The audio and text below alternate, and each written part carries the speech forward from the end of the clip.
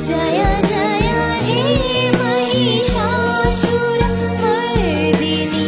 रम्यकपर्दिनि शैलसुते जय जय हे महिषासुरमर्दिनि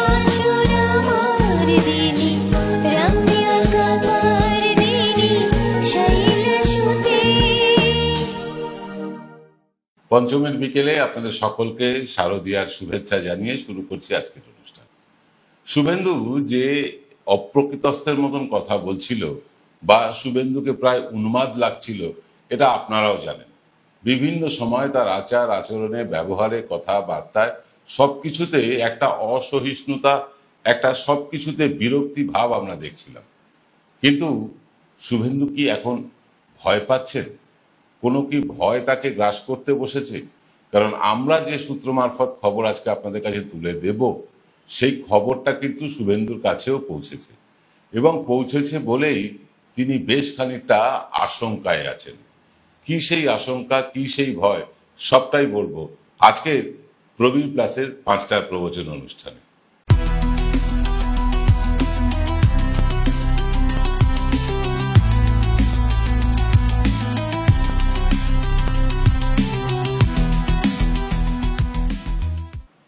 নমস্কার। পুজোর আগে এটাই আমাদের প্রবীর প্লাসের শেষ অনুষ্ঠান। আবার আপনাদের সাথে দেখা হবে একাদশীর দিন থেকে, কারণ আমাদের অফিস ছুটি থাকছে। আপনাদেরকে বলি যে শুভেন্দুর যে অপ্রকৃতস্থতা বা উন্মাদের মতন আচরণ, বা ধরুন তার কথাবার্তায় নোংরা ভাষা, এটা আপনারা সাম্প্রতিককালে দেখতে পাচ্ছেন যে শুভেন্দুর মধ্যে এটা দেখা গিয়েছে। কারণ এর আগে শুভেন্দু যতদিন তৃণমূল কংগ্রেসে ছিলেন ততদিন শুভেন্দুকে কিন্তু অনেক পরিশীলিত, ভদ্র এবং মার্জিত নেতা বলেই মনে হতো আমাদের কেন, আপনাদের সকলেরই তাই মনে হতো। কিন্তু বিজেপিতে গিয়েও তিনি এরকম বদলটা তার হয়নি। হঠাৎ বছর দুয়েক থেকে বা বছর আড়াই থেকে বলতে পারেন, শুভেন্দুর মধ্যে একটা বদল এসেছে। কি বদল সেটা আপনারা পরিষ্কার বুঝতে পারছেন। কারণ এই শুভেন্দুকে কখনো রাহুল গান্ধীকে গান্ডু বলছেন, কখনো কাউকে শুয়োরের বাচ্চা বলে দিচ্ছেন, কাউকে চটি চাটা বলছেন, কারোর দিকে চটি খুলে তেড়ে যাচ্ছেন। এই শুভেন্দুকে আমরা দেখিনি বা চিনি না। কিন্তু এই শুভেন্দুই নিজেকে প্রতিষ্ঠিত করতে চেয়েছেন। উগ্র হিন্দুত্বের প্রচার করতে গিয়ে এবং মুসলিমদের তীব্র বিষোরাগার এবং তাদের সম্বন্ধে কুকথা বলতে গিয়ে শুভেন্দু মাত্রা জ্ঞানটা ছাড়িয়ে গিয়েছে। কিন্তু ইদানিং অমিত শাহ কলকাতায় ঘুরে যাওয়ার পর শুভেন্দুর চেহারায় একটা ভয় কিন্তু দেখতে পাচ্ছি, একটা আশঙ্কা দেখতে পাচ্ছি। ইতিমধ্যেই শুভেন্দু ঘোষণা আগে যেটা করেছিলেন যে ভবানীপুর থেকে মমতা বন্দ্যোপাধ্যায় দাঁড়ালে তার বিরুদ্ধে তিনি প্রতিদ্বন্দ্বিতা করবেন। কিন্তু শোনা গেল এখন উল্টো সুর, শুভেন্দু ভবানীপুর থেকে প্রতিদ্বন্দ্বিতা করবেন না। তাহলে কি নন্দীগ্রাম থেকে করবেন? নন্দীগ্রামের সাম্প্রতিক যা খবর, শুধু আমাদের কাছে না, শুভেন্দুর কাছেও আছে নিশ্চয়ই, সাম্প্রতিক যা খবর, নন্দীগ্রাম থেকে বিজেপির যে প্রার্থী দাঁড়াবেন তিনি হারবেন। আগেও বলেছি, যদি নরেন্দ্র মোদীও দাঁড়ান নন্দীগ্রাম থেকে, তিনিও হারবেন কিন্তু নন্দীগ্রামে। এতটাই ভয়াবহ পরিস্থিতি হয়ে গেছে। আর শুভেন্দুর একটা ট্র্যাডিশন আছে, মানে একটা পুরনো স্টাইল আছে, এক কেন্দ্রে তিনি দ্বিতীয়বার কখনো দাঁড়াননি। তাই এবারও তিনি কেন্দ্র বদল করতে চান। আমরা ভেবেছিলাম হয়তো আবার একটা সম্মুখ সমর দেখতে পাবো, আবার একটা হাই ভোল্টেজ নির্বাচন দেখতে পাবো। কিন্তু ভবানীপুরে তিনি যে দাঁড়াচ্ছেন না, তিনি পরিষ্কার জানিয়ে দিয়েছেন। কিন্তু তারপরেও তিনি যেখানেই দাঁড়ান, হয় কাথি উত্তর বা কাথি দক্ষিণ থেকে তিনি সম্ভবত দাঁড়াবেন, যাই হোক যেখান থেকেই দাঁড়ান তিনি হয়তো জিতবেনও। কিন্তু তারপরেও আশঙ্কা কিসের? আশঙ্কা কিন্তু দুটো। এক, যদি বিজেপি এইবার ক্ষমতায় না আসে, চারিদিকের যা খবর, চারিদিকের যা পরিস্থিতি, সারা দেশে বিজেপির যা অবস্থা, তাতে পশ্চিমবাংলায় বিজেপি আর কোনোদিন আসবে কিনা এটা নিয়ে একটা বিরাট প্রশ্নচিহ্ন রয়েছে।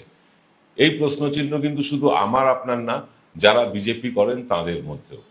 আমরা অনেকের মুখে শুনেছি, অনেক বিজেপি নেতার মুখেও শুনেছি, হয় এবার নয় নেভার। অর্থাৎ এবার যদি বিজেপি কোনোভাবে আসতে না পারে, তাহলে বিজেপির আর পশ্চিমবঙ্গের ক্ষমতার স্বাদ পাওয়া হবে না। শুভেন্দুর খুব ইচ্ছে ছিল, বা শুভেন্দুর একটা মনস্কামনা ছিল বলতে পারেন, যে তিনি নবান্নের 14 তলায় উঠবেন। কিন্তু বিজেপি তার সেই মনস্কামনা পূর্ণ করতে দেয়নি, মানে বিজেপি দলটাই দেয়নি। কারণ বিজেপি এখানে সেরকম ভাবে ফলই করেনি। 200 পার করব বলে আশ্বাস দিয়েও তারা 77-এ আটকে গিয়েছে। এবারও তারা বলছে যে আমরা 170টা আসন পাবো, কেউ বলছে 177টা আসন পাবো। কিন্তু অনেক হিসেব নিকাশ করেও, অনেক মানে চেষ্টা চরিত্র করেও বিজেপিকে 50-52টার বেশি কিছুতেই দেওয়া যাচ্ছে না। ফলে বিজেপিও এই অঙ্কটা করেছে, শুধু আমরা এই অঙ্ক করছি বা যা অন্যান্য সমীক্ষকেরা করছেন তা কিন্তু নয়। বিজেপির কাছেও এই অঙ্কের হিসেব আছে যে কোন কোন জেতা আসন তারা হারতে চলেছে। আমরা আপনাদের দেখিয়েছি, গত শনিবারই আপনারা দেখেছেন এনকে ডিজিটালের পর্দায়, যে কোন কোন জেতা আসন তারা হারছে। কিন্তু কোন কোন হারা আসন তারা জিততে পারে এরও একটা ব্যাখ্যা দেব আগামী শনিবার রাত্রিবেলা। কিন্তু এই মানে জেতা আর হারার মাঝখানে ডিফারেন্সটা কি এত হয়ে যাবে? দেখুন, বর্তমানে বিজেপির বিধায়ক সংখ্যা 70 জন। সেটা 100টা বাড়িয়ে 170 করা বিজেপির পক্ষে কি আদৌ সম্ভব? সেই সংগঠন কি বিজেপির আছে? আপনি আপনার পাড়ার দিকে নজর দিয়েই বলুন। এমন কোনো হাওয়াও নেই। ভোট চোর গাদ্দি চোর স্লোগানে সারা ভারতবর্ষের মতন তিরতির করে কাঁপছে কিন্তু পশ্চিমবাংলা। পশ্চিমবাংলার মানুষও বিশ্বাস করতে শুরু করেছে যে ভোটে নির্ঘাত কোনো একটা ঘোটালা করছে বিজেপি। নির্ঘাত কোনো ঘোটালা করছে, তার ফলে একের পর এক ভোট তারা জিতে যাচ্ছে। এবং তার অকাট্য প্রমাণ রাহুল গান্ধী কিন্তু সামনে এনে দিয়েছে। একবার নয়, দুবার। এখনো হাইড্রোজেন বোমাটা ফাটতে বাকি। হাইড্রোজেন বোমা ফাটলে কি হবে আমরা জানি না, কিন্তু এটা জানি যে শুভেন্দু অধিকারীর মুখ্যমন্ত্রী হওয়ার যে স্বপ্ন, সেই স্বপ্নটা বোধহয় আর সফল হবে না। আর শুভেন্দু আগামী দিনে বিরোধী দলনেতা থাকবেন কিনা এটা নিয়েও কিন্তু প্রশ্নচিহ্ন উঠেছে, এবং উত্তরবঙ্গ থেকে উঠেছে। আপনাদের আগেই বলেছি যে শুভেন্দুর হয়তো এই বিরোধী দলনেতার পদটা হয়তো থাকতো না। গত 1 বছর আগেই হয়তো শুভেন্দুর এই পদটা চলে যেত আরজিকর ঘটনার ঠিক পরে পরে। যেভাবে হোক, যেন তেন প্রকারেণ শুভেন্দু তার নিজের পদটা আগলেছেন। যেভাবেই হোক, যে কোনো নেতাকে ধরেই হোক তিনি আগলেছেন। কিন্তু এই যে বর্তমানে বিহার নির্বাচন হচ্ছে, এই বিহার নির্বাচনের পর বিহার নির্বাচনে বিজেপির আসার সম্ভাবনা খুব একটা দেখা যাচ্ছে না, মানে একেবারেই দেখা যাচ্ছে না। বিহার নির্বাচনের পর সংগঠনের রাশ হাতে নেবে কিন্তু আরএসএস। তারা আগেই জানিয়ে দিয়েছে তাদের পছন্দ মতন দলের সভাপতি করতে হবে, আর বিজেপির গুজরাট লবির পছন্দ মতন সভাপতি হবে না। আর যদি গুজরাট লবির পছন্দ মতো সভাপতি না হয় বিজেপিতে, এবং আরএসএস এর পছন্দ মতন যদি সভাপতি বিজেপিতে হয়, তাহলে নির্ঘাত জেনে রাখুন শুভেন্দুর চাকরিটা চলে যাবে। অর্থাৎ বিরোধী দলনেতার চাকরিটা তার আর থাকবে না। কারণ শুভেন্দু যে পন্থায় চলেন, যে পন্থায় রাজনীতি করেন, আরএসএস এর সেই পন্থা নয়, সেটা বিজেপিরও পন্থা নয়। কিন্তু ইদানিং বিজেপির মানে নব্য বিজেপিদের মধ্যে একটা উগ্র ইসলাম বিরোধিতার একটা দেখা যাচ্ছে, এবং সেটা পশ্চিমবঙ্গে সবচেয়ে বেশি দেখা যাচ্ছে। যারা হঠাৎ করে বিজেপি হয়েছেন, তৎকাল টিকিট কেটে বিজেপিতে গিয়েছেন, এমন বহু নেতা আছেন যারা বলছেন কাউকে মুসলিমদের জমি বাড়ি বিক্রি করবেন না। কেউ বলছেন যদি কোনো মুসলিম বিধায়ক নির্বাচিতও হয়ে আসেন তাকে ছুঁড়ে রাস্তায় ফেলে দেবেন। এই যে এই ধরনের উগ্র ইসলাম বিরোধিতা, এটা কিন্তু আরএসএস করে না। স্বয়ং মোহন ভাগবত বলেছেন যে ভারতবর্ষে ইসলাম আসার পর থেকে ইসলাম আছে এবং ইসলাম থাকবে। তারপরেও শুভেন্দু অধিকারী আরএসএস এর লাইনের বাইরে গিয়ে এক নতুন লাইন আবিষ্কার করেছেন, যেটা হচ্ছে তীব্র মুসলিম বিরোধিতা। মুসলমানদের সম্বন্ধে তিনি নানা কথা বলেছেন, যেটা আর বলতে চাই না।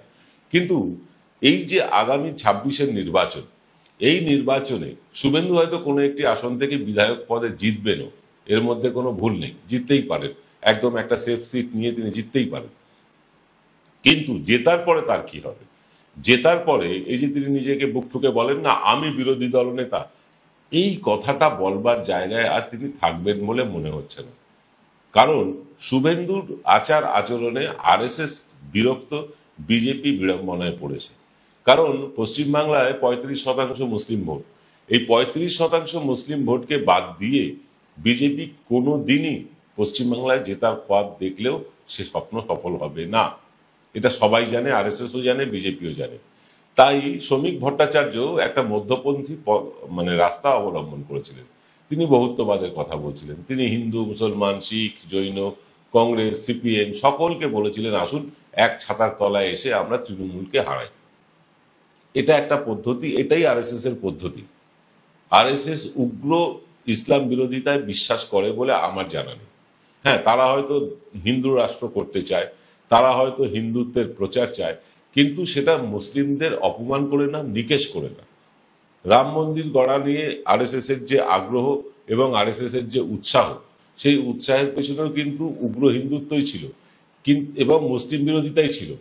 কিন্তু যত দিন বদলেছে, যেদিন বাবরি মসজিদ ভেঙেছে তারপর থেকে আজকে 2025, এখানে কিন্তু অনেকটা বদল ঘটেছে, সারা পৃথিবীতে বদল ঘটেছে চিন্তা ভাবনার। শুভেন্দু কিন্তু এখনো সেই চিন্তা ভাবনাতেই পড়ে আছে যেখানে বাবরি মসজিদ ভেঙে উল্লাস করেছিল কয়েকজন করসেবক। তারা মানে শুভেন্দু ওই জায়গাতেই পড়ে আছে। কিন্তু বিজেপি এখন অনেকটা এগিয়েছে। তারপর থেকে বিজেপি ধীরে ধীরে মানে নিজেদেরকে শক্তিশালী করে দেশের ক্ষমতায়ও এসছে, এবং ক্ষমতায় আসার পর ক্ষমতায় টিকে থাকার জন্য তারা যা যা করার দরকার সব করেছে। কোথাও বিধায়ক কিনে নিয়েছে, কোথাও বিধায়কদের ভয় দেখিয়ে নিজের দলে টেনেছে, কোথাও নির্বাচনে ভোট চুরি করেছে, এটা করেছে তারা। কিন্তু তারপরেও পশ্চিমবাংলার মতন একটা রাজ্যে যেখানে 35% সংখ্যালঘু বসবাস করেন, তাদেরকে অসম্মান করে, তাদেরকে অপমান করে জেতার কথা ভাবতেই পারছেন না আরএসএস এর লোকজন এবং আদি বিজেপির লোকজনও। সেখানে শুভেন্দু অধিকারী কিন্তু সেই পদ্ধতি নিয়েছেন। তিনি নিজেই বলছেন সংখ্যালঘু মোর্চা চাই না, তিনি বলছেন জো হামারে সাথ হাম উনকে সাথ, অর্থাৎ তাকে যারা ভোট দেবেন তিনি তাদের হবেন। দেখুন, যেমন রাজ্যের মুখ্যমন্ত্রী সবার মুখ্যমন্ত্রী হন, বিরোধী দলনেতার পদটাও কিন্তু তাই, তিনি সবার বিরোধী দলনেতা। অর্থাৎ রাজ্য সরকার যদি কোনো ভুল করে, অন্যায় করে, কোন রকম যদি দুর্নীতি করে, বিরোধী দলনেতাকে মানে বসানোই হয় তার প্রতিবাদ করার জন্য। কিন্তু তিনি বিজেপির দলনেতা হয়ে গিয়েছেন, তিনি সবার হয়ে উঠতে পারেননি। এই কারণেই শুভেন্দু অধিকারীর গ্রহণযোগ্যতাটা কমেছে, এবং এটা কিন্তু বিজেপি জানে। পশ্চিমবাংলায় যখন শুভেন্দু অধিকারী যখন এই 5.5 বছর আগে বিজেপিতে জয়েন করলেন, তখন শুভেন্দু অধিকারীকে নিয়ে একটা মাতামাতি দেখা গিয়েছিল। মুকুল রায়, শুভেন্দু অধিকারী, মানে বাঘা বাঘা নেতারা তখন বিজেপিতে, মানে তৃণমূল থেকে যাওয়া বাঘা বাঘা নেতারা। বিজেপি কিন্তু আশার আলো দেখেছিল যে এদেরকে দিয়েই আমরা ভোট বৈতরণী পার করব, কিন্তু সেই ইচ্ছে বিজেপির পূরণ হয়নি। এবং এখন তো সেই হাওয়াও নেই, সেই ঝড়ও নেই, সেই আমফানও নেই, সেই তুফানও নেই। তারপরেও বিজেপি লোককে স্বপ্ন দেখাচ্ছে বা মিডিয়ার মাধ্যমে গালগপ্প ছড়াচ্ছে যে তারা 170টা আসন পেতে চলেছে। এরকম গালগপ্প আপনারা আগেও শুনেছেন। কিন্তু আদতে বিজেপি 50-52টার বেশি পাবে কিনা সেটা নিয়ে কিন্তু দুশ্চিন্তায় পড়েছে মানে খোদ বিজেপির থিঙ্ক ট্যাঙ্ক আরএসএস পর্যন্ত। অন্তত গতবারের পাওয়া 77টা আসন সেটা যাতে ধরে রাখতে পারে তারা, একটা সম্মানজনক অবস্থায় থাকতে পারে তারা, তার জন্য কিন্তু ইতিমধ্যেই তারা বিভিন্ন রকম কাজকর্ম শুরুও করে দিয়েছে। কিন্তু যে খবরটা অমিত শাহ কলকাতা ভিজিট করে যাওয়ার পর মানে ভেতরে ছড়িয়েছে, এখনো বাইরে আসেনি, সেটা হচ্ছে যে অমিত শাহ পরিষ্কার মানে নাকি, এটা আমরা সূত্র মারফত জেনেছি, পরিষ্কার জানিয়ে দিয়েছেন যে ফল যাই হোক না কেন শুভেন্দু অধিকারী বিরোধী দলনেতা থাকবেন না, তিনি তার দায়িত্ব পালন করতে পারছেন না। এটা একেবারে সূত্র মারফত কথা, এটা আমাদের কথা নয়। যাই হোক, যদি এটাই হয়ে থাকে এবং যা ঠাড়ে ঠোড়ে বোঝা যাচ্ছে বিজেপি শুভেন্দু লাইনে চলতে চাইছে না।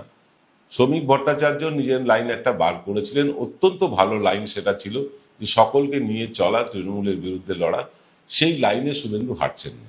শুভেন্দু ওই একই লাইনে হাঁটছেন, আমার হিন্দুদের 5% ভোট পেলেই আমরা এখানে বিজয়ী হয়ে যাব। হিন্দুদের 5% ভোট পাওয়া তো অনেক দূরের কথা, হিন্দুদেরই 5% ভোট কমে যেতে চলেছে। আসামে রাজবংশীরা বিদ্রোহ করেছে, সেই রাজবংশী ভোট কিন্তু পশ্চিমবাংলাতেও আছে। সেই রাজবংশী ভোট পশ্চিমবাংলাতে বিজেপির কমবে, মতুয়া ভোট বেশ খানিকটা কমে যাওয়ার পথে। এবং যে বামপন্থীরা ভেবেছিলেন যে এই শুভেন্দু অধিকারীদের দিয়ে মমতা বন্দ্যোপাধ্যায়কে হটানো যাবে, সেই বামপন্থীরা যারা ভোট দিয়েছিলেন বিজেপিকে, সেই বামপন্থীরাও শুভেন্দুর এই আচার আচরণ ব্যবহারে কিন্তু ক্ষুব্ধ। তারাও কিন্তু এবার বামপন্থায় ফিরে যেতে চলেছে। এরকম একটা বড় অংশের মানে ধস নামতে চলেছে বিজেপির ভোট ব্যাংকে। এবং এই ধসটা নামলে শুভেন্দু অধিকারী একজন বিধায়ক ছাড়া আর কিছুই থাকবেন না আগামী দিনে। আর এই ভয়টাই গ্রাস করে বসেছে শুভেন্দুকে। আর যত ভয় গ্রাস করেছে, সেই ভয় লুকোনোর জন্য তিনি তত আক্রমণাত্মক হয়ে উঠছেন, তত ব্যক্তিগত আক্রমণে যাচ্ছেন মমতা বন্দ্যোপাধ্যায়, অভিষেক বন্দ্যোপাধ্যায়ের বিরুদ্ধে। এবং যত ব্যক্তিগত আক্রমণে যাচ্ছেন, ততটাই কিন্তু মানুষ তার থেকে মুখ ফেরাচ্ছে। আমরা সমীক্ষা চালাচ্ছি এনকে ডিজিটালের পক্ষে। শুভেন্দু অধিকারীর যে জনপ্রিয়তার গ্রাফ আজ থেকে 5.5 বছর আগেও ছিল, সেই গ্রাফ কিন্তু এখন আর নেই। বরং শুভেন্দু অধিকারীকে ছাপিয়ে দিলীপ ঘোষের গ্রাফ কিন্তু এখনো, তিনি কোনো পদে নেই, দল তাকে ডাকে না, দল তাকে মিটিংয়ে আমন্ত্রণ জানায় না, তারপরেও জনপ্রিয়তায় কিন্তু শুভেন্দু অধিকারীর থেকে বেশ খানিকটা উপরে আছেন দিলীপ ঘোষ। এবং এইটা কিন্তু আরএসএস এর কাছেও রিপোর্ট আছে। আরএসএস তারাও কিন্তু সমীক্ষা করে সারা বছর, যেমন আমরা করে থাকি তেমনি আরএসএসও করে, সব রাজনৈতিক দলই করে। এটা কিন্তু বিজেপির অভ্যন্তরেও খবর আছে যে দিলীপ ঘোষের উচ্চতা কিন্তু বাড়ছে। আর দিলীপ ঘোষের উচ্চতা বাড়ছে এই কারণেই যে আগামী দিনে যদি দিল্লিতে গুজরাট লবির কেউ প্রেসিডেন্ট না হয়ে আরএসএস থেকে নাগপুর লবির কেউ যদি প্রেসিডেন্ট হয়, তাহলে কিন্তু দিলীপ ঘোষদের উচ্চতা আরো বাড়বে বিজেপির অভ্যন্তরে, শ্রমিক ভট্টাচার্যদের গ্রহণযোগ্যতা আরো বাড়বে, রাহুল সিনহাদের গ্রহণযোগ্যতা আরো বাড়বে। আর এইখান থেকেই কিন্তু একটা দুরু আশঙ্কায় ভুগছে শুভেন্দু। আর এই আশঙ্কায় থাকলে যা হয় তার বহিঃপ্রকাশ ঘটে, কখনো গালাগালি দিয়ে, কখনো নোংরা কথা বলে, রাহুল গান্ধীর মতন একজন ব্যক্তিত্বকে আজে বাজে কথা বলে, কখনো অসহিষ্ণু হয়ে নিজের গাড়ি থেকে নেমে পড়ে চটি খুলে বার করে দেখানো, মিডিয়াকে যাচ্ছে তা ভাষায় গালাগাল করা, এগুলো সবটাই কিন্তু এই হতাশা থেকে আসে। হতাশা, যখন কোনো মানুষকে হতাশা গ্রাস করে, দেখবেন তিনি হয় খুব কি বলবো ম্রিয়মান হয়ে যান, আর না হয় সেই ম্রিয়মানতা ঢাকতে তিনি খুব আক্রমণাত্মক হয়ে যান। শুভেন্দু রয়েছে এখন দ্বিতীয় দশাটাই।